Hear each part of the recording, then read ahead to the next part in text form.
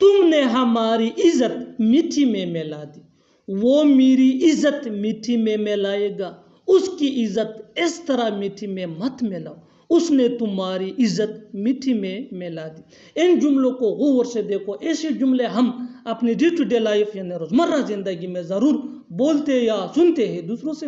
ऐसे जुमले हमें रोज बोलने या सुनने को मिलते हैं अपने डे टू डे लाइफ में। किसी की इज्जत मिट्टी में मिलाना यानी किसी की इज्जत मिट्टी में मिलाना के लिए इंग्लिश का ये फ्रेज यूज होता है tarnish somebody's image. Tarnish somebody's image mean किसी की इज्जत मिट्टी में मिलाना। आइए कंप्लीट स्ट्रक्चर देखते हैं। Let me explain. Subject plus helping verb जिसको ऑक्सिलरी वर्ब भी कहा जाता है, ये टेंस या सब्जेक्ट के मुताबिक होता है, प्लस टर्निश समबॉडीज इमेज।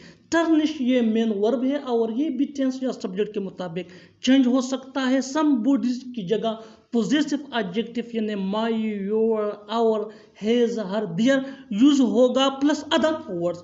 यही वो फार्मूला है जिसकी मदद से आप भी सीख सकते हैं ऐसे जुमले अंग्रेजी जुबान में आसानी से। That can be really helpful for you. आगे डिटेल से समझाता हूँ मिसालों से। Here are some example for better understanding, so make sure to watch this video till to end. इस वीडियो को स्किप मत करना। अच्छी तरह समझने के लिए इस वीडियो को आखिर तक जरूर देखना। तुमने हमारी इज्जत मिट्टी में मिला दी। You tarnished our image. You tarnished our image. Our ये पॉजिटिव एडजेक्टिव है। बिल्कुल स्ट्रक्चर को हमने फॉलो किया। One more example for better understanding. वो मेरी इज्जत मिट्टी में मिलाएगा। He will tarnish my image. He will tarnish my image. Next example for better understanding. उसकी इज्जत इस तरह मिट्टी में मत मिलाओ। Don't tarnish her image like this. Don't tarnish her image like this. उसने तुम्हारी इज्जत मिट्टी में मिला दी। She tarnished your image.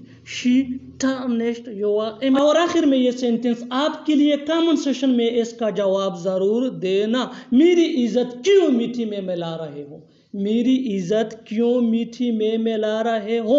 Subscribe to English PS for more advance English sentence structure. Thanks for